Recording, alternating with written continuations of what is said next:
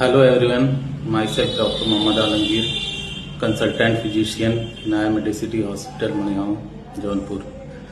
आज मैं आपसे एक बहुत ही इम्पोर्टेंट जांच HbA1c के बारे में बात करना चाहता हूं।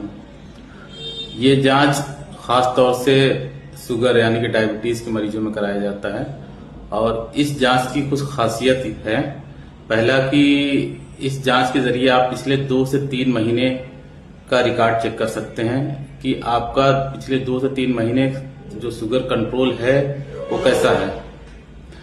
बाकी इस जांच को आप किसी भी टाइम करा सकते हैं। इस जांच के लिए खाली पेट रहने की जरूरत नहीं होती है।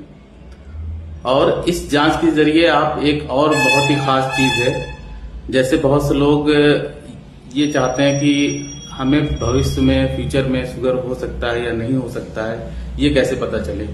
तो आप इस जांच के जरिए ये भी पता कर सकते हैं कि आप फ्यूचर में शुगर होने के चांस हैं कि नहीं आपको। अगर इस HbA1c की वैल्यू 5.7 से लेकर 6.4 के बीच में आती है, इट मीन्स ये प्री डायबिटिक रेंज में है। और अगर ये वैल्यू आपकी आती है, इसका मतलब आप फ्यूचर में शुगर के पेशेंट हो सकते हैं।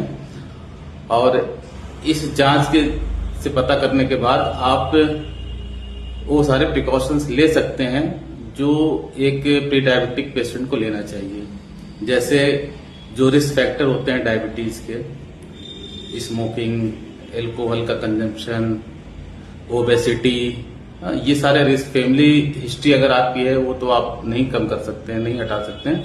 बट ये सारी चीजें, ओबेसिटी, आपका अनयूजुअल जो वेट गेन हो जाता है, या फिर स्मोकिंग करते हैं तो स्टॉप कर सकते हैं, एल्कोहल का कंजप्शन करते हैं तो स्टॉप कर सकते हैं, और फिजिकल एक्टिविटीज अपनी बढ़ा सकते हैं। खाने में जो डाइट है उसमें आप कंट्रोल कर सकते हैं, लाइफस्टाइल मॉडिफिकेशन आप कर सकते हैं। इन सब चीजों के जरिए आप अपने आप को कंट्रोल कर सकते हैं, जिससे आप फ्यूचर में शुगर पेशेंट होने से